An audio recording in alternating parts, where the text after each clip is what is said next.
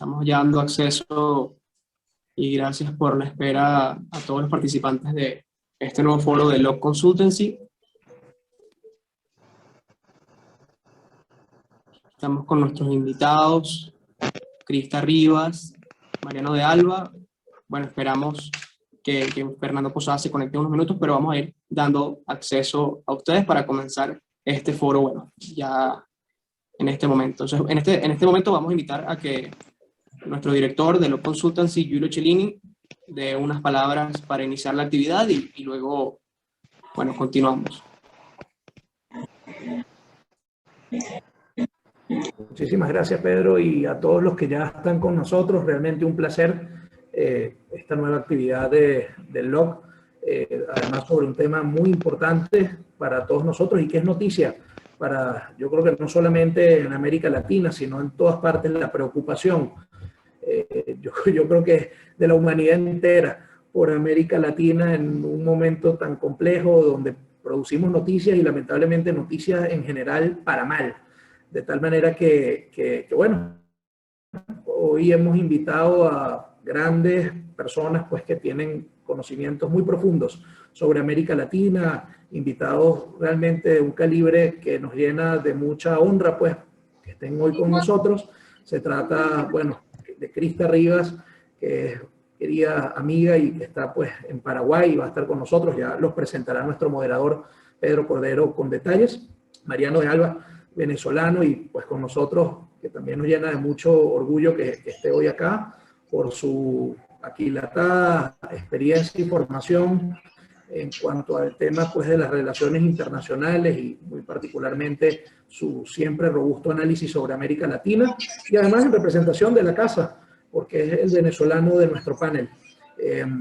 Y estamos ya a la espera de Fernando Posada, politólogo también joven y con mucha experiencia, con posgrado precisamente en América Latina, en la política latinoamericana. Así que muchísimas gracias por estar con nosotros, bienvenidos a todos los que ya se conectan. Esto pues quedará grabado de todos modos en YouTube para que los que se hayan conectado tarde o no logren conectarse también puedan verlo y lo puedan compartir también a quienes quieran. De tal manera que muchas gracias por estar con nosotros, a nuestros ponentes y también a todos los que ya participan pues, de nuestro foro.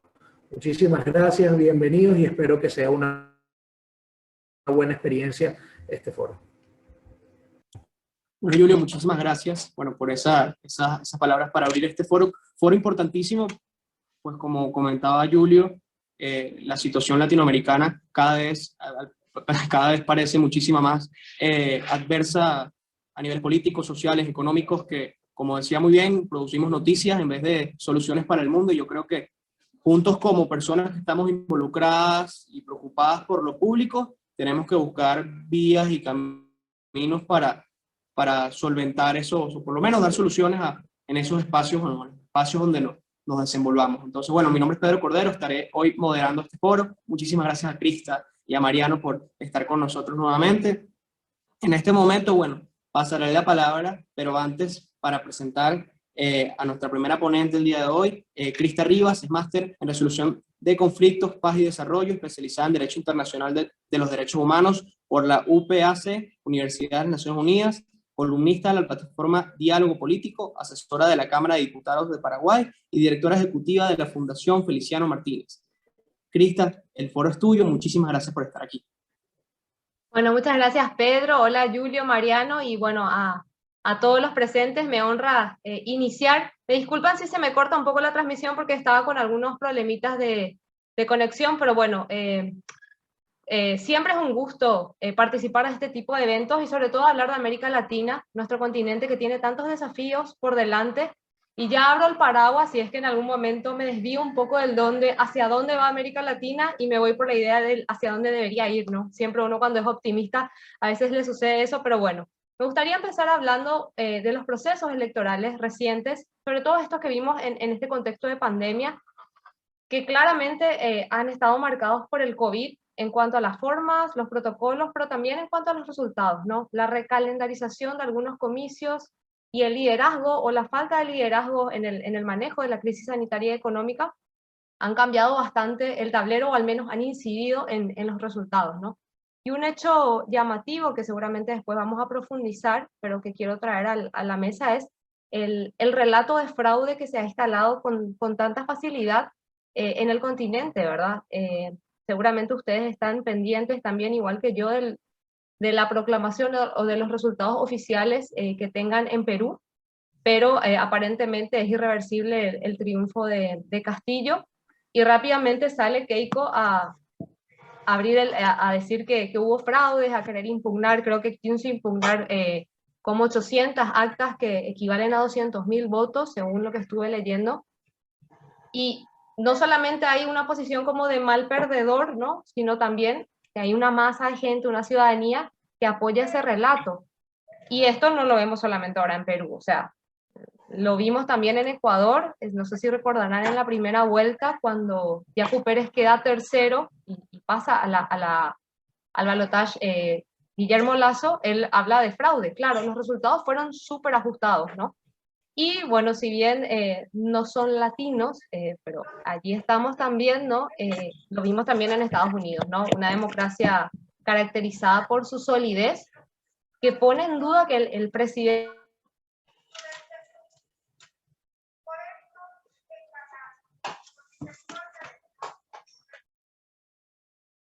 siempre fue igual, y además que siempre tuvo la confiabilidad, ¿verdad? Y eso causa obviamente un montón de revueltos, perdón. Bueno, pero no me quiero detener en eso. Entonces, veo con preocupación lo fácil que es instalar el relato de fraude y la implicancia que eso tiene, ¿verdad? Si bien no fue en pandemia, pero aquí en Paraguay en el 2018 había pasado, ¿no? El candidato que queda segundo, aquí no tenemos segunda vuelta, entonces es el que consigue la mayoría simple, digamos, gana, y el que quedó segundo, el candidato de la oposición, no reconoció nunca la victoria del partido oficialista, ¿no? Entonces, bueno, como les decía, cuanto más ajustado sea el resultado, es más fácil que se instale, y eso afecta terriblemente a la gobernabilidad y a la credibilidad de las instituciones. Entonces creo que hay dos cuestiones que son fundamentales para evitar que prospere el relato de fraude, o que se realice el fraude, claramente, ¿no? Uno es que los organismos electorales, llámense CNE, TSJE, OMPE, en el caso de Perú, ¿verdad? La denominación que tengan procesos de conteo y de escrutinio que sean seguros, que sean rápidos y confiables.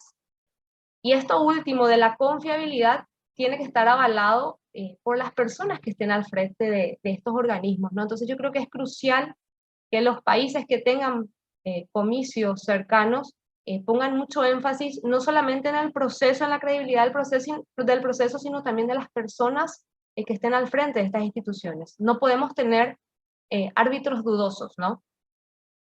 Igualmente creo que la tecnología puede llegar a ser una aliada, ¿verdad? En cuanto a la transparencia y a la rapidez de la obtención de los resultados, pero no necesariamente lo es, ¿verdad? Yo recuerdo en el 2019 habíamos tenido aquí en Paraguay la visita de Leandro Querido, él es de Transparencia Internacional, y él comentaba justamente esto, ¿verdad? Con expertos del TSJE, que siempre la implementación de la tecnología ayuda a la agilización y a la transparencia de los procesos electorales. Pero el problema es que muchas veces la población no conoce la tecnología o no está familiarizada con los dispositivos informáticos, sea por falta de conectividad o sea por algún tema vinculado a pobreza, accesibilidad a estos dispositivos, o también puede ser por una cuestión etaria, ¿no? Muchas veces los adultos mayores, que por lo menos aquí en Paraguay son los que principalmente acuden a votar y que lo hacen en las primeras horas de las jornadas, además, si se encuentran con un mecanismo de votación, que es una máquina que no conocen, obviamente no participan, o participan pero quedan con la duda de si su voto fue o no en ese sentido, y obviamente eso ayuda a que, o sea, no contribuye a ese componente de confiabilidad, ¿verdad? Y obviamente la rapidez en la obtención por lo menos de datos preliminares es fundamental. Otro componente que es sumamente importante es la participación activa de la ciudadanía en los procesos electorales, sean como personeros, miembros de mesa, veedores o similares, ¿no? Es fundamental, ¿verdad? Ahora, por ahí pasa un poco el debate en el Perú, o la impugnación o no de algunas mesas, ¿no? Porque hablan de que ciertos personeros del equipo de Keiko cometieron fraude, Y realmente de que eso no ocurra va a depender mucho de la confiabilidad de los miembros de mesa y de que se haya hecho el proceso en forma, ¿no? La mala noticia es que la política repele, ¿no? Hay un divorcio entre la ciudadanía y la clase política que se transforma en un hartazgo y no se canaliza en una institucionalidad y una participación. Entonces es más fácil decir yo no me meto, entonces con suerte voy a votar, no me quedo en el local electoral a ver cómo se desarrollan los comicios, no participo activamente, y bueno, obviamente cuando se da una denuncia o un relato de fraude y yo ni siquiera vi, no conozco el proceso, es más fácil que me lo crean, ¿no? Entonces, bueno, eso por una parte, ¿no? Por otra parte también, creo que no les estoy contando ninguna novedad, la baja calidad de la representación de los participantes en las contiendas electorales y el factor del miedo al momento de la elección. Percibo que en Latinoamérica no estamos votando por proyectos políticos, sino que estamos votando en contra de alguien. Y esta es una deuda, una tarea pendiente de los partidos políticos, ¿no? Vemos, y esto arrastramos de años, ¿no? Las personas por encima de las instituciones, la figura del caudillo o el outsider. Entonces no hay un proyecto esperanzador, sencillamente hay un miedo, ¿no? Cuidado que ella es la hija de Fujimori y eso es volver al pasado. Cuidado que Castillo es de izquierda radical y eso nos va a llevar al acabose, ¿no? Entonces, ¿pero qué es lo que estás proponiendo? Y esa, como les dije, es una deuda de los partidos políticos. Veo con preocupación de que no estemos acudiendo a votar con esperanza y de que no tengamos líderes que estén construyendo ese relato de esperanza, que tengan una visión un poco más estadista, ¿no? Que el voto es emocional, no es ninguna novedad, lo dicen todos los expertos en campañas. ¿Me escuchan bien? ¿Hola? Sí, se escucha bien. Ah, ok, disculpen que se me perdió un poquito Sí, la señal. se escucha bien. El tema es que hay un micrófono encendido Ok, y ya lo silencié. ok, yo continúo, no te preocupes, gracias. Entonces, ¿dónde me quedé? Ah, bueno, le estaba hablando que el tema de apelar a la emoción es una estrategia de marketing político, todos lo sabemos. Y si bien es válida, deja secuelas profundas, ¿no? Porque al momento de pasan las elecciones y tienes que gobernar para todos, ¿no? Y el gobierno no está solamente en el ejecutivo, también está en el legislativo, ¿no? Y las mayorías se tienen que construir y los consensos se tienen que dar. Y cuando tenés unas grietas tan profundas, eso cuesta, ¿no? Entonces, otro aspecto también es que estos resultados tan ajustados se ven también en el mapa, ¿verdad? Geográficamente muy marcadas las diferencias en dónde se votó por uno u otro candidato. Ciertos perfiles tienen un éxito arrasador en zonas más urbanas, de mejores ingresos, con mayor conectividad, y otros perfiles tienen más éxito o un éxito arrollador en sectores más populares, zonas rurales o condiciones de vida más desfavorables, ¿no? Entonces, tenés un resultado ajustado, pero al mismo tiempo tenés un país dividido con dos realidades. Y esto no lo estoy diciendo solamente por el resultado de Perú. Me tocó vivirlo, yo viví como residí en Costa Rica 2 años de mi vida, me tocó ver los resultados electorales ahí, ¿no? Costa Rica, que es un país con una democracia bastante consolidada, ¿verdad? En las últimas elecciones también, o sea, estuvo muy marcado qué sectores votaron por un candidato y que los otros votaron por el otro, y muy marcadas las diferencias. Ahora también pasó con el voto de los peruanos en el exterior, ¿no? Keiko arrasa en el voto en el exterior, Castillo arrasa con el voto rural. Entonces, y también el factor del miedo se había dado en Costa Rica, ¿no? Aquella elección en la que fue electo Carlos Alvarado se definió por si estaban o no a favor del matrimonio igualitario, ¿no? O sea, una polarización, y aparte un tema que nada tenía que ver con las necesidades del país en ese momento, ¿no? Una economía que se va estancando. Pero bueno, no me quiero adentrar demasiado en el tema Costa Rica. Bueno, y nada más para recordar también este tema de los mapas que vemos con las marcadas diferencias en cuanto al sentido de la votación, también lo vimos en el referéndum de Colombia con los acuerdos de paz, ¿no? Claramente ciertas zonas se inclinaban totalmente por los acuerdos de paz y otras que lo rechazaban, ¿no?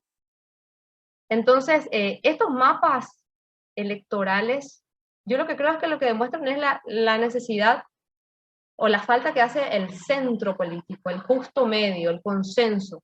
Yo creo que la política es también un poco el arte de ponerse en los zapatos del otro. Entonces, el problema, la paradoja es que, por un lado, ser político requiere empatía, diálogo, consenso, pero para alcanzar las victorias es más fácil polarizar y ir al ataque, y los proyectos políticos quedan en segundo plano. Y insisto con la idea, esta es responsabilidad de los partidos políticos que definitivamente están en crisis, ¿no? Habría que ver qué tipo de líderes están formando los partidos políticos en Latinoamérica. Si quieren subsistir, los partidos deben dedicarse a esta tarea, y ahí sí voy hacia dónde deberíamos ir y no hacia dónde estamos yendo, ¿no? Porque por ahí puede ser válido recurrir a la figura del caudillo, del outsider para llegar, ¿no? Está bien, es válido, pero los partidos políticos están preparando futuras generaciones de políticos, están trabajando en cuadros, están trabajando en proyectos, porque en algún momento eso se dejó de hacer, por eso tenemos los resultados que tenemos hoy, pienso yo, ¿no? Y aclaro que esta apreciación mía es totalmente sesgada porque mi área de acción en la Fundación Feliciano Martínez es precisamente trabajar en formación política y cívica para la ciudadanía en general, y en cuanto a la formación política, específicamente con un partido de oposición aquí en Paraguay, que es el Partido Patria Querida. Así que en ese sentido, reconozco totalmente mi sesgo en cuanto a la opinión, pero creo que esa es una tarea que no se puede seguir postergando. Y ya para ir finalizando y escuchar también a los otros panelistas que definitivamente tienen mucho más conocimiento y preparación que lo que yo les pueda comentar, hablar un poco de los procesos el fracaso de los procesos de integración regional que vemos en nuestra región, ¿no? Yo creo que todos han fracasado. O van camino al fracaso o no llenan las expectativas en el mejor de los casos. El Mercosur, que me toca de cerca, porque mi Paraguay hace parte y además el tratado se firma aquí en Asunción, es un ejemplo de ello, ¿no? Podemos ver que esto tiene algunas razones técnicas, ¿verdad? En el caso de Mercosur, porque empezó como un proyecto económico y sin consolidar la pata económica se pasó al aspecto político, se creó un parlamento del Mercosur que nunca funcionó, entonces se avanza un poquito, se retrae, se trata de mantener el bloque, pero al mismo tiempo se buscan oportunidades bilaterales, y hay asimetrías económicas muy grandes entre los actores que forman parte del bloque que no han sido salvadas o equilibradas de alguna manera, ¿no? Por otra parte también, bueno, la fuerte corriente del socialismo del siglo XXI que marcó en muchos sentidos la agenda con un tinte ideológico, ¿no? Entonces, todos estos proyectos de integración con visión a futuro quedaron relegados y nada más vino las ideas como el Grupo de Puebla, el Grupo de Lima, inclusive el proyecto de UNASUR, ¿verdad? Que como que tenía marcada una agenda mucho más ideológica que de integración real. Pero además, probablemente lo más grave o lo más fácil de identificar a los culpables, digamos, es que no vemos a líderes que estén a la altura de las circunstancias. Yo creo que en Latinoamérica, no quiero ser pesimista, pero estamos lejos de tener mandatarios que tengan siquiera algún parecido con un Konrad Adenauer, con De Gasperi o con Robert Schuman, ¿no? Que, por cierto, estuvo a punto de ser beatificado, ¿no? O sea, imagínense, estamos lejos de tener mandatarios que apeligren siquiera hacer algo parecido a un camino de santidad, ¿no? No le podemos pedir a un Bolsonaro o a un Mario Abdo o un Alberto Fernández que tenga ese carácter porque no demuestran en ningún momento esas cualidades, ¿no? No vemos cualidades de estadistas que gobiernen para sus países y no solamente para ciertos sectores, que dejen el rol de político en campaña y que asuman el rol de mandatario, y también que sean un poco conscientes del poder que tienen con sus palabras, ¿no? Yo no sé si ustedes escucharon la teoría de la evolución de Alberto Fernández, de que el hombre argentino viene del barco, por ejemplo, ¿verdad? O Bolsonaro que hablaba, se refería al COVID como una gripeciña, como una pequeña gripe, ¿verdad? Entonces, eso no contribuye, no ayuda, y ni voy a dar ejemplos de Mario Abdo, el presidente de mi país, porque tendría que hacer el top 10 y está difícil porque tiene varias metidas de pata de ese tipo, ¿no? Pero bueno, ya para ir terminando, quería mencionar lo de los procesos de integración regional, porque pienso yo que si esta pandemia no nos sacudió lo suficiente como para darnos cuenta de que necesitamos integrarnos o tener por lo menos alguna suerte de articulación para dejar de ser meros espectadores y salir a buscar el juego y lograr el progreso económico que necesitamos, y yo no sé más qué es lo que lo va a lograr, ¿no? Imagínense, América Latina esperando a ver quién fabrica la vacuna, a ver quién le puede vender, quién le puede donar, y los jugadores son otros, ¿no? Entonces, bueno, yo soy una fanática de los procesos de integración regional, entonces siempre trato de mencionar y hacer énfasis sobre eso, ¿no? Entonces, ojalá que podamos caminar hacia ahí, aunque no vemos que las señales indiquen que hacia ahí vamos. Entonces, a mí me gustaría quedarme por aquí para escuchar a los demás panelistas y tener un intercambio también con quienes nos acompañan. Muchas gracias, Crista. Importantísimo todo lo que mencionas. Yo creo que América Latina ha sido un tablero de juego geopolítico del resto del mundo, bueno, de las principales influencias políticas, y no podemos separarnos de lo contrario si no empezamos a construir lo que es de nosotros propiamente. Entonces, creo que seguiremos siendo una parte secundaria del juego internacional hasta que decidamos tomar las riendas de nuestro destino y bueno, como tú bien lo mencionas, dejar de polarizar y empezar a integrar en procesos de integración política entre los distintos factores en nuestros países. Creo que es fundamental eso que tú mencionas sobre, bueno, el estándar político actual latinoamericano, que creo que no distingue de nacionalidades en lo absoluto. Y lo que mencionabas de Alberto Fernández, yo creo que es una propia aberración de lo que en realidad debería ser. Yo creo que todos podríamos hacer de nuestros países un top 10 de aberrancias, creo que han dicho nuestros mandatarios. Entonces, bueno, tengo el placer de presentar ya a nuestro siguiente panelista, a Mariano de Alba, abogado de la Universidad Católica Andrés Bello de Caracas, Venezuela, máster en estudios internacionales de Georgetown University, experto en diplomacia, relaciones internacionales y análisis de política latinoamericana, asesor senior de Crisis Group. Entonces, Mariano, el foro es tuyo. Muchas gracias por acompañarnos el día de hoy. Muchísimas gracias a Pedro y a Law Consultancy por la invitación. Muy buena la presentación de Crista. Realmente un verdadero honor poder compartir un rato, ahora 10, 12 minutos aquí con mi presentación, y luego ojalá podamos conversar y tener distintas preguntas para continuar la discusión. El título de este evento es ¿Hacia dónde va América Latina? Yo creo que realmente nadie sabe la respuesta. América Latina, desde mi punto de vista, está a la deriva y está pasando, sobre todo este año, creo que es evidente que está viviendo en distintos países, ¿no? Una turbulencia bastante fuerte, donde realmente no se sabe cuál va a ser la situación o la resolución final de esta situación que estamos viendo, ¿no? Y creo que de alguna forma esto es producto de un contexto que estaba muy claro incluso antes de la pandemia. Recordemos que, por ejemplo, en el año 2019 hubo importantes protestas en países que se pensaban que estaban muy bien, como por ejemplo Chile, Colombia también.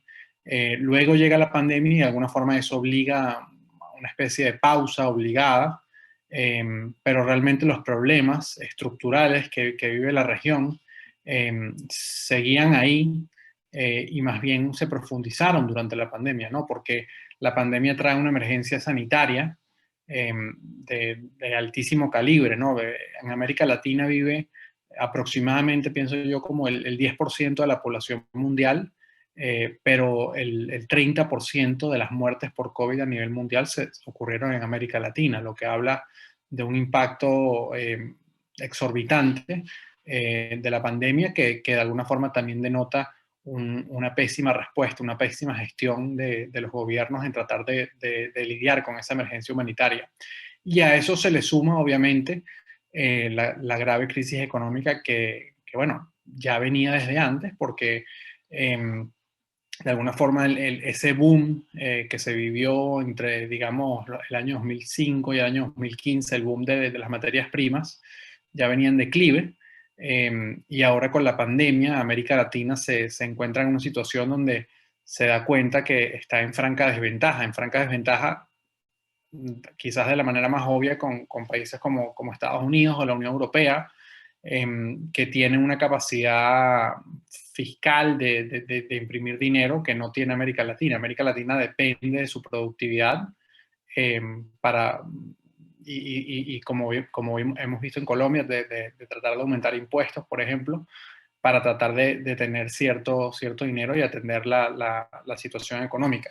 Entonces eso lleva a una situación donde la desigualdad, que de alguna forma es uno de nuestros problemas históricos, en todos los países de América Latina hay una altísima desigualdad, se está profundizando, producto, pues, entre otras cosas, del desempleo, que obviamente el COVID exacerba eso. Y realmente lo que yo observo es y creo que Krista aludía a esto, ¿no? Un profundo malestar social, porque el sector político en distintos países está muy desacreditado. Creo que es evidente que en muchos casos, en muchos países, porque igual no me gusta generalizar, pero la impresión que uno tiene cuando observa los distintos países es que el sector político está desconectado de la realidad de la mayoría de las personas de sus países, y por lo tanto las personas no se sienten representadas por esas élites políticas, porque realmente las élites políticas siempre están en una situación más o menos buena o muy buena, y los problemas de la gente pues continúan y no se prevé, no se puede prever una respuesta, ¿no? Entonces eso ha llevado también a una inestabilidad política muy fuerte, como por ejemplo hemos visto en el caso de Perú, con cambios de gobierno prácticamente a una velocidad inusitada.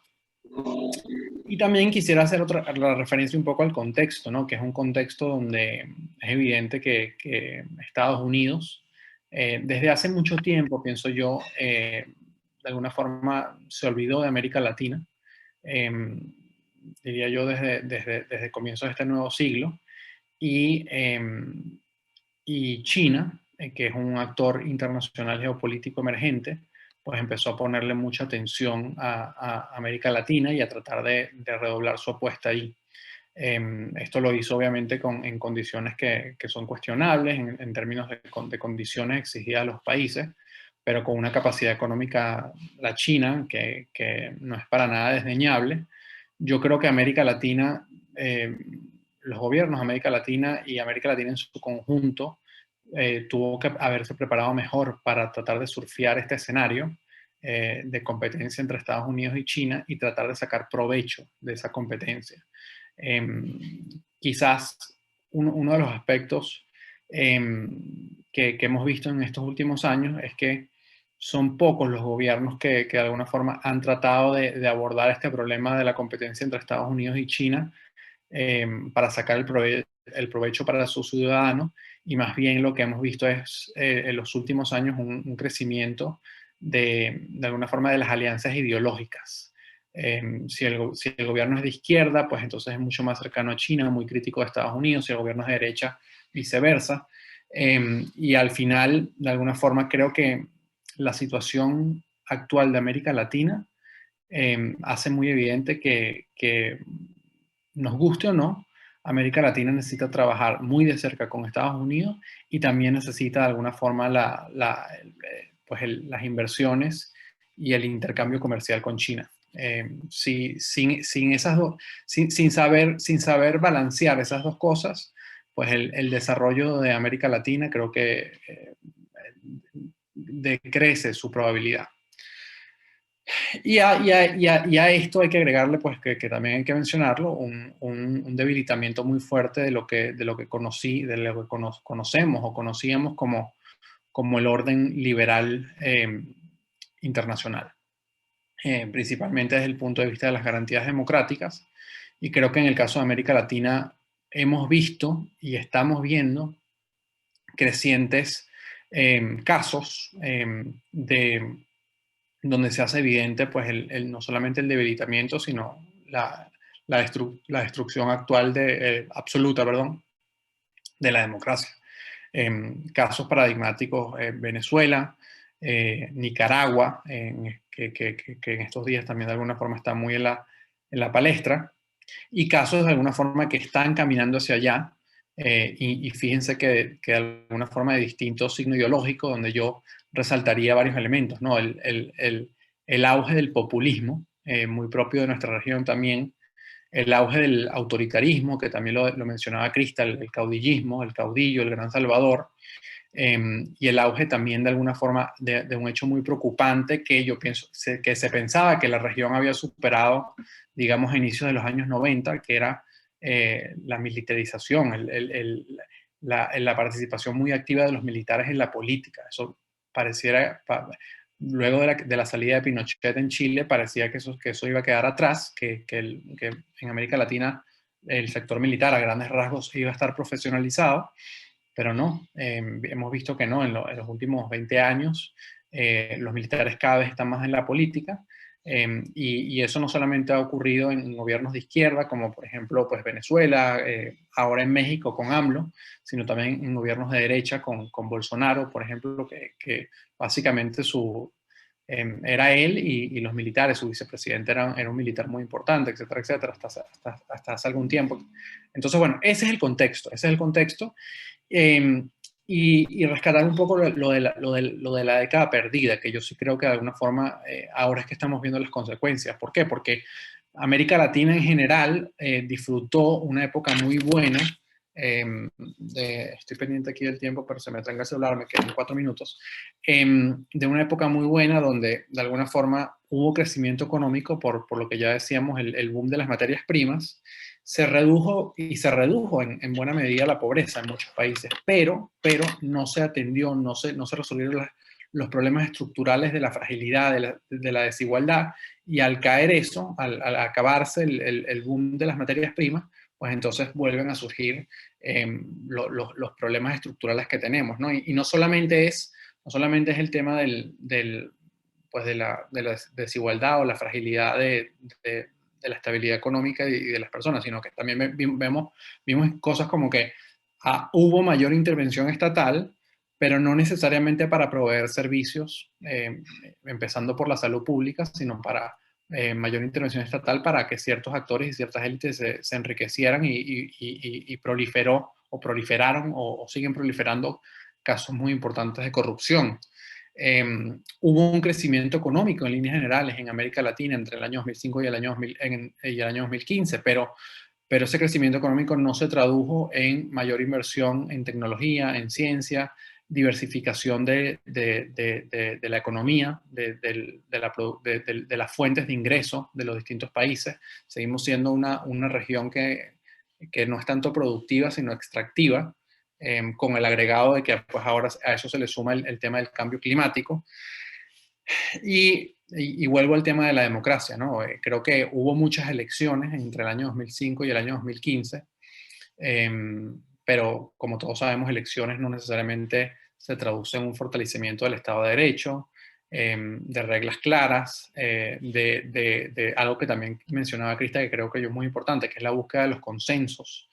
Y también un asunto que creo que es relevante, que es la visión de Estado. Yo he trabajado con distintos gobiernos de América Latina en los últimos años, y realmente el único gobierno que yo puedo decir que yo he visto algún grado importante o relevante de visión de Estado, es decir, un gobierno que no está pensando en el tema ideológico, o que no está pensando en qué es lo que me conviene a mí, en mi partido político que está ahorita en el gobierno, sino que realmente está pensando a largo plazo, está pensando en el bienestar de los ciudadanos. El único gobierno que yo he visto y he trabajado con distintos gobiernos en términos de opciones políticas, que hace eso o que ha hecho eso en América Latina, es Chile, es el único. Y creo que de alguna forma eso dice mucho de por qué Chile está donde está en la región, y a pesar de las protestas que hubo en el año 2019, pues pareciera, por ahora, creo que no se puede decir nada definitivo, pareciera que está mejor encaminado que el resto de los países. Entonces, bueno, para ir concluyendo y para continuar la conversación, quizás responder, creo que lo que dijo Crista, y ahí no me voy a detener, el tema del fracaso del regionalismo, es muy importante. América Latina no ha sido capaz de de hablar con una voz común en el ámbito internacional. Es realmente lamentable que, por ejemplo, África es mucho más efectiva en coordinar una posición regional que América Latina. Es algo que para mí es inexplicable. Y por lo tanto ese debilitamiento nos pone en una situación muy, muy perjudicial para tratar de atender los problemas, porque realmente América Latina, y creo que ha sido muy evidente durante la pandemia, no está entre los principales temas para el resto del mundo, ni entre los principales temas en las organizaciones multilaterales a nivel global, en la ONU, en el Consejo de Seguridad, etcétera, etcétera. Prácticamente se ha vuelto un poco como la región olvidada. ¿Qué es lo que yo creo que hace falta para que América Latina recupere su rumbo? Bueno, básicamente para mencionar y no quitar más tiempo, yo creo que hace falta, obviamente, una coordinación entre los distintos actores de la región, y no solamente es una coordinación entre gobiernos, es una coordinación entre sociedades civiles, es una coordinación entre distintos grupos. Hace falta mucho más por ejemplo, este tipo de conversaciones. Y también hace falta, y lo mencionaba hace unos minutos, una visión, que cada país trate de llegar a una visión de Estado, no a ese ciclo muy perjudicial que estamos viviendo, que es que como que gana la derecha, entonces, bueno, entonces ahora vamos a hacer esto, y entonces hay un cambio de signo porque obviamente la derecha no logra resolver, o viceversa, y entonces, bueno, vamos a hacer ahora totalmente lo contrario, y entonces ahí se nos va la vida, y no hay avances concretos, ninguna reforma es estable, eso obviamente no da suficientes garantías para la inversión extranjera, etcétera, etcétera. Luego, diría yo que hay un tema muy importante de una situación humanitaria en Venezuela, en Centroamérica, que hay que abordar y que no es fácil abordar y va a llevar mucho tiempo porque el problema no es, el problema es estructural, el problema es de falta de calidad de vida en los distintos países de la región, que básicamente hace que el capital humano, no solamente después de las clases más educadas, sino inclusive clase media y clase baja, pues se va a otros países y busca su mejor condición económica, y eso afecta mucho, ¿no? Y yo creo que de alguna forma eso también es lo que le hace falta a América Latina, ¿no? Pensar bien reformas estructurales que se mantengan en el tiempo y que sean producto de un consenso entre los distintos sectores de la población, para que no haya ese zigzagueo constante dependiendo del gobierno. Pero obviamente eso requiere de alguna forma que haya una voluntad a, forjar consensos, cosa que no es fácil, y de alguna forma luchar en contra de esa polarización y también esa lamentable idea que tenemos muchas veces en América Latina de que una sola persona, un solo proyecto, un caudillo, pues va a ser capaz de resolver los problemas, cuando ya creo que la práctica histórica ha demostrado que no es así.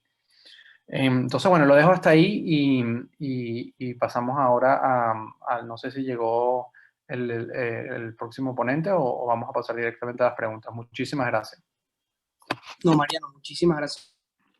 De verdad, vamos entonces a pasar a las preguntas. Abrimos aquí un espacio para que todos también puedan abrir su micrófono y comentar alguna pregunta que tengan. Pueden levantarme la mano, yo les doy ese derecho a palabras sin ningún problema. Pueden escribir también la pregunta, la puedo leer yo sin ningún problema a cualquiera de los dos ponentes. Entonces los invitamos a participar.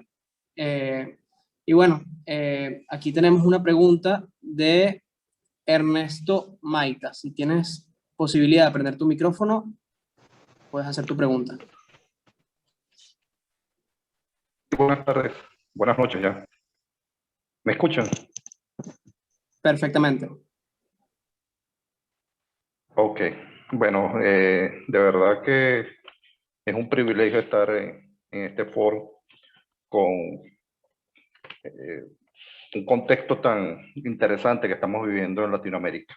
En específico quería preguntarles al panel de expertos con relación al término de consenso. Si ellos consideran que estos hechos que se han desarrollado en los últimos años es más bien una contraofensiva del Foro de Sao Paulo. Y es una respuesta a indicadores de movilidad social que no han sido favorables, a pesar de que hay algunos indicadores económicos que podrían lucir algunos gobiernos, ¿no?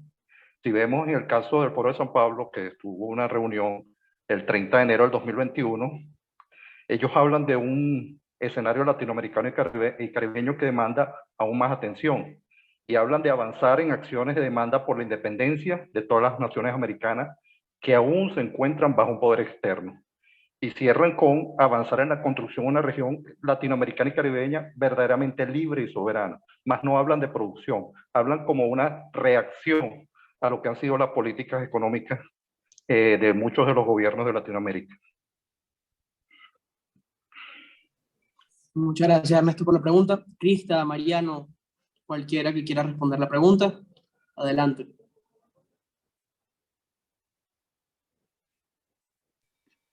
Crista, ¿quieres responderlo tú?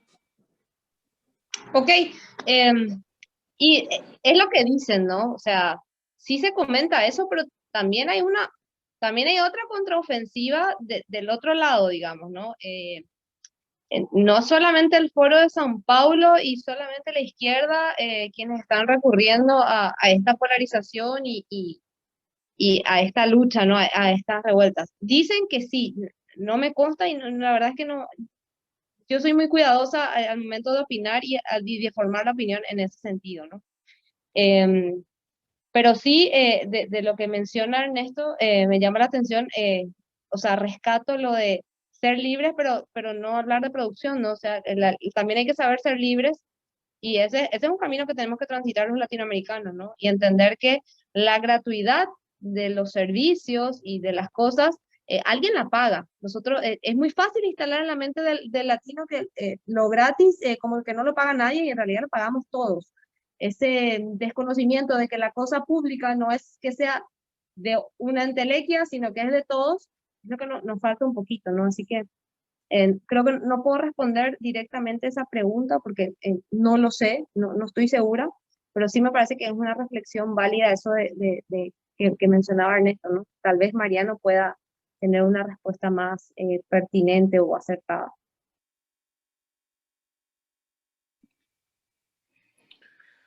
Sí, bueno, yo creo que obviamente el Foro de Sao Paulo representa la izquierda radical de América Latina, que tiene una visión de alguna forma o pretensiones hegemónicas, ¿no? Y eso es evidente en distintas partes de en sus distintos representantes. Yo creo que de alguna forma los latinoamericanos tenemos que tratar de salirnos de ese debate. Obviamente esa lucha, por así decirlo, está planteada y hay que darla, pero de alguna forma creo que la forma correcta de abordarla es tratar de trabajar de alguna forma con los sectores moderados, como decía Crista, que de alguna forma no quieren entrar en esa dinámica que se retroalimenta además, porque por ejemplo lo vemos en Colombia, en las protestas en Colombia, que obviamente pues están siendo promovidas por los sectores que adversan al presidente Duque. Al final también es cierto que el mantenimiento de esas protestas y esa conflictividad beneficia pues a la derecha colombiana, porque va a llegar un momento donde va a estar muy cercana a la elección presidencial y justamente a la derecha también le conviene polarizar de que las únicas dos opciones o es el señor Petro, que básicamente es un túnel o un portal hacia la implementación del chavismo en Colombia, o es pues la derecha, el candidato que sea del centro democrático, que básicamente es, como decía Cristian en su intervención inicial, es lo que permite que Colombia no caiga en las garras del chavismo. Yo creo que es una posibilidad que es muy probable, pienso yo, es una situación probable que América Latina se mantenga en esa diatriba, en ese zigzagueo, como yo decía, en ese vaivén. Pero yo creo que al final eso no nos va a llevar a tener la posibilidad de empezar a resolver nuestros problemas, porque realmente los problemas de América Latina no es si es el modelo de izquierda, si es el modelo de derecha. Es como, desde mi punto de vista, es lo que yo decía, es tratar de ver cómo se pueden fraguar consensos, y a lo mejor no es posible con ciertos actores o con ciertas áreas, pero hay que tratar de fraguar consensos que permitan que cada país pues asuma una visión de Estado. Y también algo muy importante que hay que entender, que es que no sé por qué últimamente se ha planteado o implementado en la cabeza de muchos, de muchos latinoamericanos, de que es posible la posibilidad, o sea, de que es posible que un tercer factor, un actor de Estados Unidos o China o que sea, pues vaya a salvar a América Latina y vaya a resolver los problemas a los latinoamericanos. Creo que eso es una visión totalmente errada, y solamente los latinoamericanos y cada país, los ciudadanos de cada país tienen en sus manos buscar las vías concretas, realistas de tratar de resolver sus problemas. Muchas gracias, Crista y Mariano. Aquí me escribieron una pregunta en el chat, voy a pasar a leerla. Me gustaría saber su análisis sobre la situación en México con la presidencia de López Obrador y sus repercusiones en la geopolítica latinoamericana. Bueno, brevemente, con lo que pasó ahora con López Obrador es que le pusieron como un estate quieto, ¿no? No le fue nada mal y creo que hasta aumentó territorialmente su, digamos, el alcance, territorialmente le fue bien a AMLO, pero en el legislativo le pusieron un freno, y eso está bueno porque es un freno a los intentos de modificación constitucional, que aquí si alguna vez algo estudiamos el populismo, sabemos que es uno de los primeros pasos, no es de manual eso, lo vimos en Venezuela, y AMLO lo dijo desde un principio, ¿no? Él no ocultó eso, entonces por ese lado es como no sé si un alivio, pero bueno, es momento de que los otros sectores, el PAN, inclusive el PRI, el PRD, tomen esto como algo central y empiecen a trabajar a partir de eso, ¿no? Porque, a ver, más allá de izquierdas o derechas, yo creo que también hay que tener en cuenta aquí quién es democrático o se orienta hacia el régimen democrático, no, ¿verdad? Y el problema con figuras como AMLO es que claramente desprecian todo tipo de instituciones y eso es muy peligroso. Sí, coincido con Crista. Simplemente agregaría dos cosas. Uno, que bueno, que realmente AMLO es un gran riesgo para la democracia mexicana. Creo que sus intenciones son bastante autoritarias y creo que es evidente eso, además en la forma en cómo gobierna. Creo que, como bien decía Crista, lo que sucedió en estas últimas elecciones es un revés parcial, pero que desde mi punto de vista, yo no lo podría llegar a llamar un freno. Primero porque AMLO está proponiendo una especie de referéndum revocatorio, un referéndum donde le pregunta a la población si quiere que él siga o no, y al día de hoy es muy probable que eso sería el año que viene, si ese referéndum se da, es muy probable que la mayoría de los mexicanos digan que sí, que quieren que siga. Y una de las razones por las cuales es eso, es porque la oposición mexicana sigue siendo, en este momento está muy fragmentada, y de alguna forma sigue siendo muy mal vista, a pesar de que recuperó un poco de espacio por la mayoría de los mexicanos, los partidos tradicionales y algunos otros partidos emergentes en menor medida. Y desde el punto de vista de la geopolítica, yo creo que realmente el peso de México es importante en América Latina y de cara al mundo, pero creo que no es un asunto muy relevante porque, bueno, como todos sabemos, AMLO no es un presidente que tenga, en comparación con Chávez, por ejemplo, con Hugo Chávez, que sí tenía como ese afán de ser la figura principal de América Latina. AMLO no es ese estilo, está muy enfocado a lo interno de México, y eso se nota que tiene una política exterior bastante limitada o poco ambiciosa. Muchas gracias, Mariano y Crista, por esa respuesta. Yo tenía una breve pregunta antes de continuar si hay más intervenciones por aquí. Tengo la duda si la polarización cesa, las instituciones serán fortalecidas. tenemos ejemplos donde las instituciones son fuertes, la democracia es un poco más sostenida por las instituciones, como es el caso de Estados Unidos, que no se limita con la polarización. Vemos que también hay casos muy fuertes cuando de polarización hablamos en política. Este sería el camino para los políticos latinoamericanos, para fortalecer las instituciones, un camino que tal vez deberían empezar a tomar para que la democracia sea fortalecida en estos países. Tengo esa duda, a ver si a discusión nos ponemos dentro de este foro, y esperamos otras preguntas para, bueno, también leerlas o si quieren tomar la palabra. No sé si quiere empezar Mariano, esta vez que yo siempre tomé la... Vale, entonces esta vez empiezo yo. Creo que la polarización es uno de los temas a trabajar.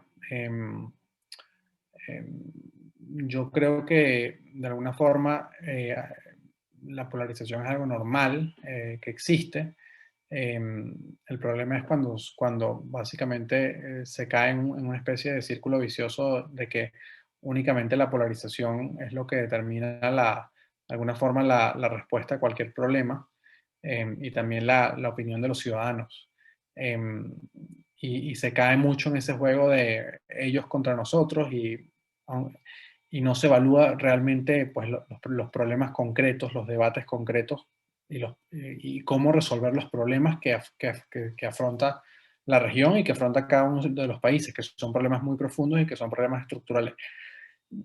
Si hay menor polarización en América Latina, si se logra reducir la polarización y se logra pues, llegar a una mayor construcción de consenso, que como dije antes, creo que sí hay que tener claro que a veces es muy difícil o no es posible con todos los actores del espectro, pero yo creo que sí hace falta mayores alianzas dentro de los distintos espectros políticos de la región. Yo creo que se estará más cerca, sin duda alguna, de construir instituciones fuertes. Que eso pasa por pues, personas que tienen la capacidad para hacer eso, personas que tienen visión de Estado y no tienen exclusivamente una visión partidista, porque esa es otra mala maña de alguna forma que hay en América Latina, que es que quienes manejan las instituciones, o para llegar a manejar una institución, tiene que haber necesariamente una afiliación partidista, y eso no creo que sea algo malo per se, pero en el caso de América Latina se ha llevado al extremo y entonces se implementa en la institución la visión del partido político de turno y no se implementa pues, una visión que redunde en el beneficio colectivo de todos los ciudadanos o de la mayoría de los ciudadanos.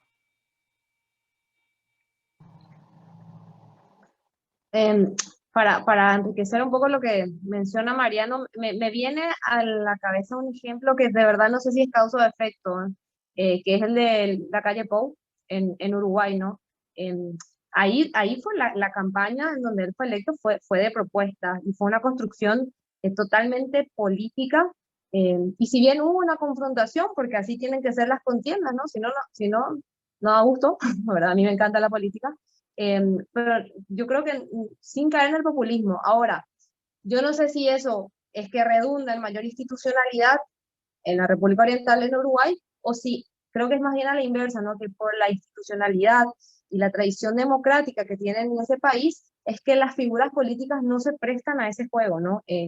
Y además, más allá de izquierda o derecha, yo creo que tienen muy claro cuál es el camino democrático, ¿no? O sea, vos podés ser de una de las extremas, ¿verdad? Izquierda o derecha, pero tener claro cuál es el juego democrático y saber hasta dónde llega tu campo de acción y hasta qué punto vos podés elevar el debate y dónde tenés que empezar a generar los consensos. Y imagínense el desafío que tuvo la calle Pou, que apenas asumió, se vino la pandemia, y tuvieron un muy buen manejo de la pandemia, hasta hace poquito que se le empezaron a disparar los números, que tiene muchísimo que ver la frontera que tienen con Brasil, ¿no? En donde claramente estaba descontrolado en la pandemia. Y hubo mucha crítica y debate en torno a la pandemia y al manejo de si estaba o no bien que la cuarentena sea casi que voluntaria, ¿no? Es el país que menos implementó medidas restrictivas en cuanto a la circulación, y la respuesta del presidente era sencilla, o sea, no podemos negar a la gente el derecho al trabajo, ¿no? Y fue muy criticado por la izquierda desde su punto de vista, y está bueno, pero no se cae en el populismo y no se cae en esa polarización dañina, sino que es un debate político, inclusive ideológico, pero enriquecedor, dentro de un marco institucional mucho más sólido que otros países de la región, ¿no?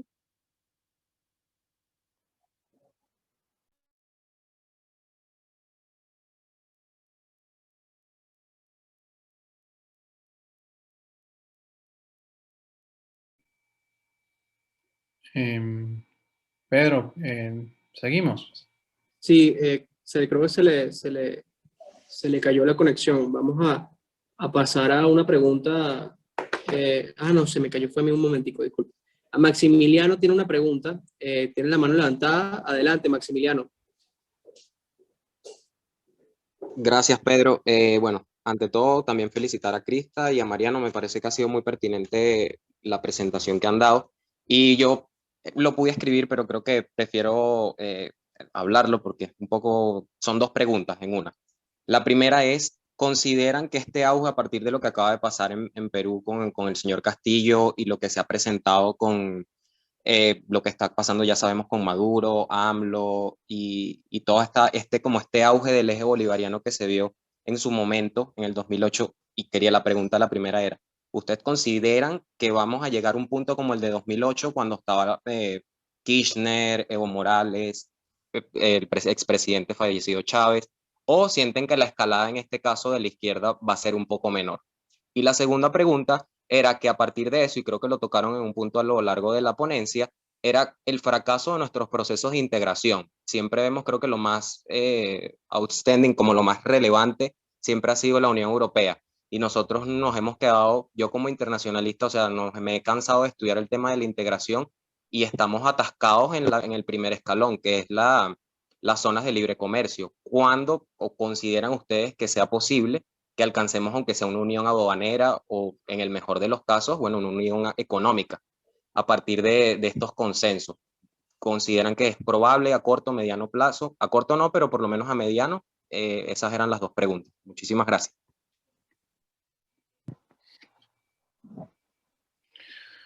Bueno, adelante, Crista, adelante. No, empezá si querés, yo te complemento después.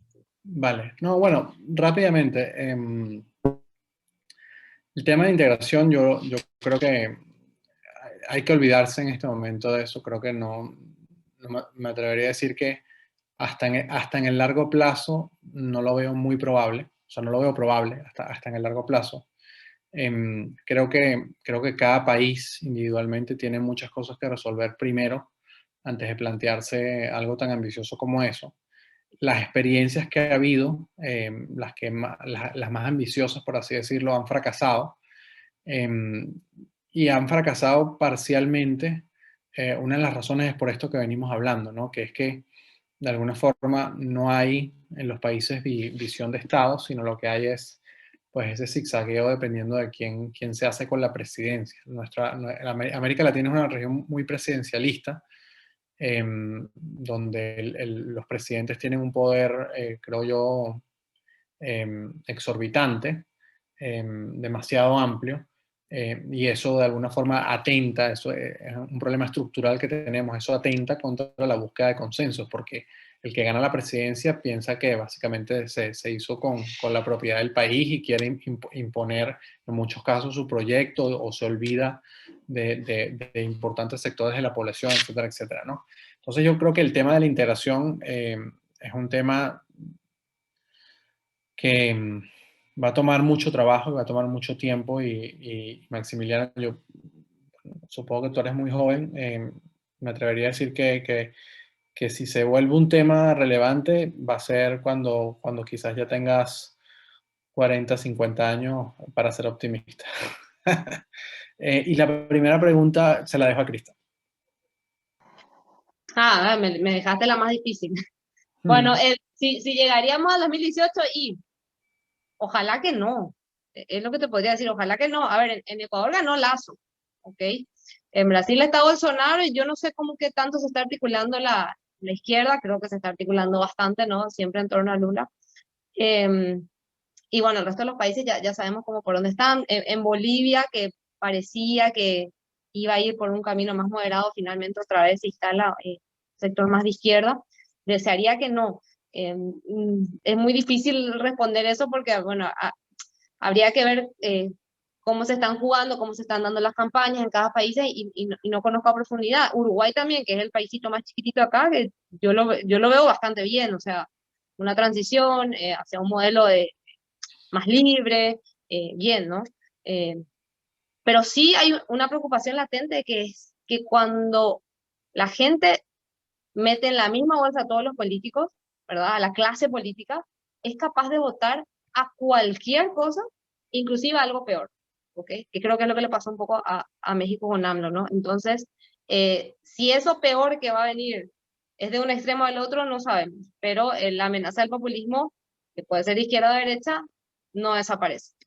Y bueno, y nada más para agregar lo del proceso de integración regional, por eso yo hablaba cuando arranqué, digamos, la ponencia, decía, o sea, si el COVID no nos hizo dar por lo menos un mínimo paso de articulación entre países, por lo menos tener algunas medidas sanitarias, ¿qué más, no? O sea, vos mencionabas en tu pregunta el ejemplo de la Unión Europea, o sea, fue una guerra, el origen de esa integración fue la guerra, ¿no? Entonces, lo más parecido que hemos tenido ahora, que estamos enfrentando todos al mismo tiempo, es una pandemia, y no articulamos nada, ni la compra de vacunas, cada uno juega por su lado. Entonces, creo que el panorama poco alentador que dio Mariano, coincido con eso, ¿no? Es que falta mucho y que tal vez hasta sea mejor olvidarlo, aunque lo deseemos en el corazoncito, ¿no? Sí, y creo que yo agregaría una cosa importante, ¿no? Y también para empezar a responder algunas preguntas en el chat. Muchas personas en la opinión pública latinoamericana piensan que salirse de esa diatriba y de esa polarización es imposible, pero yo quiero usar algunos ejemplos. Por ejemplo, el presidente Lasso. El presidente Lasso acaba de asumir, y para nadie es un secreto que pues, él ya había sido candidato presidencial, era un candidato de derecha, era miembro del Opus Dei, una organización religiosa muy conservadora. Y yo les invito a todos a que ustedes vean el discurso cuando asumió la presidencia. Es un discurso que trata justamente, pienso yo, de forma muy correcta, de salirse de esa polarización, de buscar consenso. Y eso ya se ha traducido en medidas concretas del gobierno. Por ejemplo, nadie hubiese pensado hace algunos años que Guillermo Lasso, de llegar a ser presidente, nombrara en su gabinete ministerial a un activista de derechos humanos, una persona que promueve el feminismo, por ejemplo. Nadie hubiese pensado que Guillermo Lasso, al asumir la presidencia, uno de los primeros anuncios que diría fuera que él va a respetar la decisión de la Corte Suprema de Ecuador de despenalizar el aborto. Yo sí creo que eso es posible en América Latina, pero hace falta voluntad, hace falta presión ciudadana y hace falta también que se entienda que hay que tratar de salirse de ese juego y tratar de que los gobiernos y de que los países y que los ciudadanos construyan una visión más amplia que de alguna forma pues busque armonizar y busque esos consensos. Yo sí creo que es posible. Creo que Krista también aludía al ejemplo uruguayo, que creo que hay que estudiar. Y de alguna forma, como lo decían aquí en el chat, ¿no? O sea, voluntad política. Tiene que haber esa voluntad política para que eso suceda. En el caso de Perú y la ola, una nueva ola rosada, ¿no? En América Latina, yo lo veo poco probable. Lo veo poco probable, pero bueno, va a depender también pues, de las gestiones que hagan los presidentes de derecha. Por ejemplo, el presidente Duque creo que está muy debilitado. Eso está fortaleciendo la izquierda en Colombia. Entonces, bueno, vamos a ver qué sucede con el presidente Lasso, porque, bueno, Ecuador también va a tener bastantes problemas, ¿no? Económicos, productos de la pandemia, producto de la situación de deuda, y llega el momento de que se tienen que tomar decisiones difíciles en términos de recortar presupuesto, y como decía Krista, nuestra América Latina está muy acostumbrada a que el Estado tiene que proveer ciertas cosas que al final lamentablemente pues son insostenibles. Entonces lo dejo hasta ahí y le paso la palabra a Pedro. Muchas gracias, Mariano y Krista. Por temas de tiempo vamos a responder una última pregunta, tampoco para hacer esto. Yo sé que esta discusión siempre va a dar para muchísimo, pero de todas formas tenemos que, bueno, respetar dentro de un horario y bueno, de todas formas, esta conversación que ha sido muy rica en contenido la van a poder conseguir en YouTube y también, bueno, hacerlas llegar a sus correos electrónicos. Muchísimas gracias a todos por estar aquí. Voy a pasar a leer una última pregunta para que la contestemos. Alba Adrián preguntaba, ¿qué cambios o consecuencias puede traer a largo plazo la nueva postura política de Perú? Yo creo que hay que ver, Primero, un elemento que no se puede dejar de perder de vista y que es preocupante, obviamente, es que Pedro Castillo, básicamente, en el mes de febrero nadie sabía quién era Pedro Castillo. Me atrevería yo a decir también en el mes de marzo. Y es una persona que no tiene experiencia política. Sí es verdad que está el señor Cerrejón, que está por detrás, que es el que lidera el partido político, que tiene una visión pues más, obviamente mucho más preocupante desde mi punto de vista, pero que más atinada de alguna forma. Creo que él sí sabe dónde está parado. Pero yo pienso que no se puede necesariamente comparar de que esto de alguna forma va a resucitar a la extrema izquierda en América Latina, porque uno, creo que los resultados de la elección dan cuenta de que Perú es un país que está sumamente dividido. De alguna forma Castillo va a ganar por una mínima diferencia porcentual. Y dos, Perú viene de vivir una inestabilidad política sumamente grande, con varios presidentes en muy poco tiempo.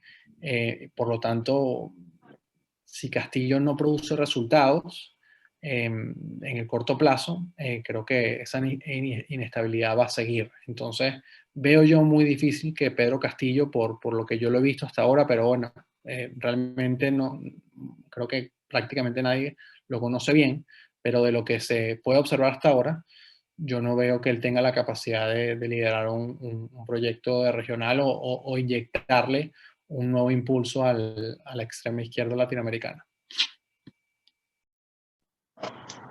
Sí, coincido totalmente con Mariano. Ojalá que así sea y ojalá también que el señor Castillo, de resultar oficialmente electo presidente, entienda que la gente no solamente, seguramente algunos lo votaron porque le gustan sus ideas y las de su partido, pero mucha gente salió a votar en contra de Keiko, ¿no? Sobre todo por la fuerza y el peso que tiene el apellido Fujimori. Entonces, bueno, esperemos también que la opinión pública de alguna manera pueda encasillar o contener las intenciones que tengan para el Perú y que eso no tenga repercusiones negativas para el país y también para la región, ¿no?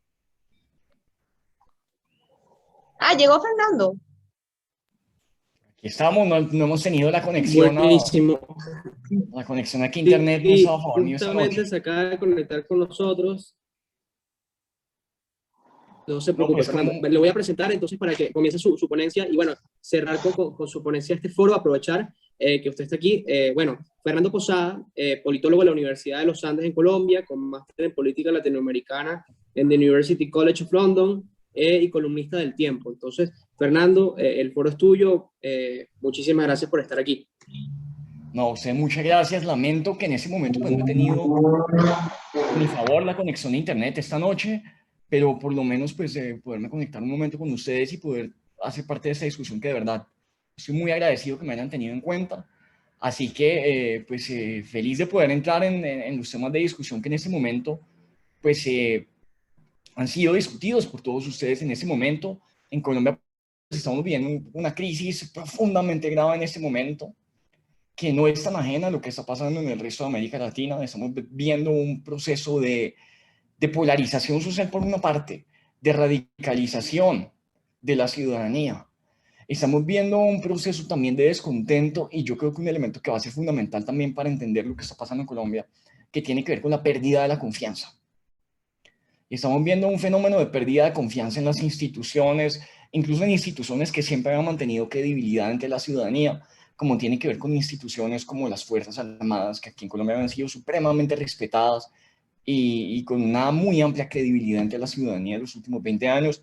Vemos que se está perdiendo mucha credibilidad, mucha desconfianza, y esto configura todas las condiciones para que elementos muy, digamos, atemorizantes para una democracia empiecen a surgir, como liderazgos populistas, como liderazgos más radicales, como liderazgos apartados de los partidos políticos y liderazgos que están más consolidados dentro del sistema del populismo, dentro del sistema del personalismo en la política, y son factores pues que desde luego dan mucho, son llamados de alerta para quienes creemos en las democracias de partidos, quienes creemos en las democracias de liderazgos fuertes, pero también de partidos y de programas que están por encima del liderazgo personalista. Luego, aquí en Colombia estamos viendo en este momento una forma muy intimidante de unos liderazgos que están apelando a una serie, como yo creo, de nuevos elementos en la política, como tiene que ver con la indignación. La indignación se ha convertido pues, en un estado natural de la ciudadanía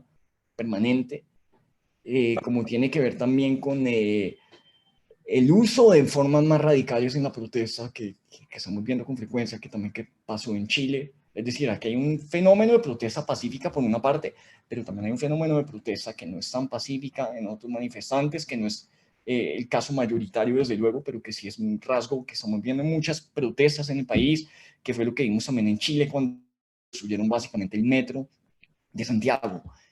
Y que aquí en Colombia pues sí preocupa que ese nuevo fenómeno que combina una indignación ciudadana elevadísima, que combina una desconfianza en las instituciones, que combina una política desinstitucionalizada de los partidos políticos, que combina una política cada vez más personalista y más populista, ubicada en dos aspectos muy contradictorios uno del otro, pues sí vemos que es una combinación de factores que a mi manera de entenderlo, le está quitando mucho lugar a la democracia partidista, le está quitando mucho lugar a la democracia institucionalizada en los partidos y los partidos a su vez representados en líderes, que es como hemos entendido la democracia en buena parte de la historia colombiana y en buena parte de la historia de América Latina. Así que estamos viendo una transformación y el nuevo comienzo de una era que todavía no hemos podido conceptualizar del todo, pero que es inquietante, que es intrigante y que puede dar lugar a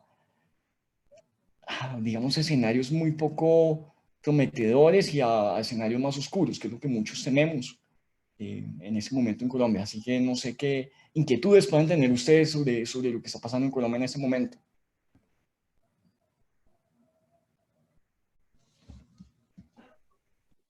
Bueno, Fernando, muchísimas gracias por la ponencia del día de hoy.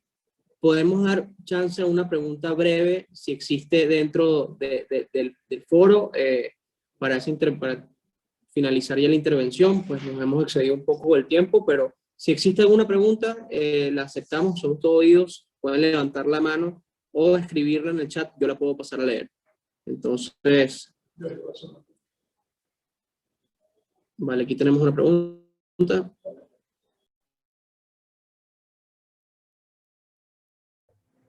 Bueno, yo voy a hacerle una pregunta, Fernando, para cerrar el foro, y simplemente es sobre Colombia. Perspectiva para Colombia, nosotros que estamos acá en Venezuela, vemos con preocupación la situación de Colombia, una ausencia de liderazgo importantísimo a nuestro entender, y en ese sentido, pues queremos preguntarle cuáles son las perspectivas para Colombia de cara al año que viene, a las elecciones. ¿Qué se puede perfilar en Colombia para el próximo año? ¿Vamos a tener un candidato como Petro que pueda lograr tener éxito finalmente? ¿O por el contrario pudiera imponerse una candidatura distinta o la figura de un outsider? ¿Qué nos puedes decir al respecto? Bueno, Julio, esa pregunta es, yo creo que es lo que nos tiene a los colombianos, o particularmente a los que nos dedicamos a esto en Colombia, despiertos en el día a día. Yo creo que hay una serie de factores que pueden configurar una tormenta perfecta en ese momento en Colombia, pero que han ido cambiando con el paso del tiempo. Les voy a decir una cosa: Colombia, en la votación histórica más alta de un candidato de izquierda en toda la historia colombiana, era de un poco más de 2 millones de votos que sacó Carlos Gaviria en el año 2006 contra Uribe, cuando Uribe se religió. Previo a eso, Gustavo Petro había sacado en 2010 como candidato del Partido Pueblo Democrático menos de 2 millones de votos. Para el año 2018, Petro sacó 8 millones de votos. 4 veces más que la votación histórica de la izquierda en Colombia.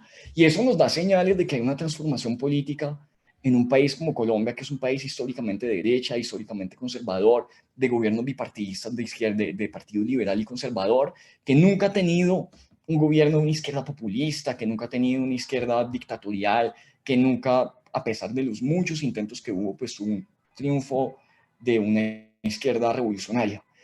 Entonces, en Colombia sí estamos viendo que hay una población que se está inclinando cada vez más hacia la izquierda, si tenemos en cuenta pues, los números electorales de cómo ha crecido la izquierda.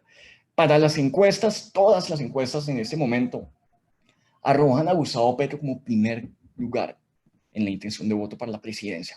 Cerca de 25-30%, no es una mayoría absoluta ni está cerca de serlo. Eso es un primer elemento que creo que es importante.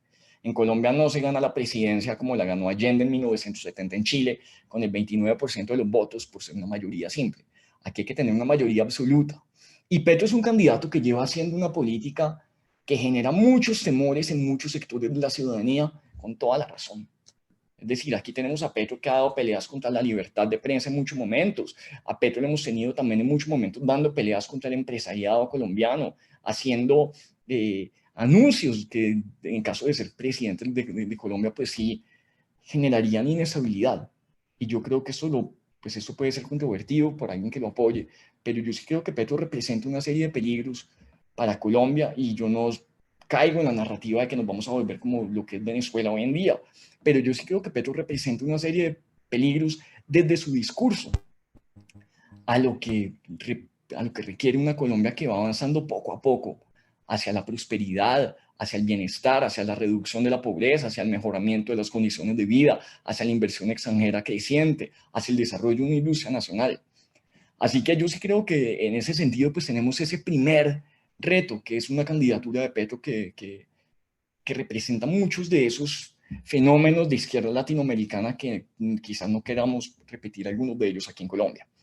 Pero ¿qué pasa también con Petro punteando en las encuestas en este momento? Estamos a un año de las elecciones presidenciales y muchas veces lo peor que le puede pasar a un candidato es ser el candidato puntero un año antes, porque le da literalmente un año completo a los candidatos contrincantes para organizarse, para hacer unas campañas que puedan de alguna manera invertir los órdenes.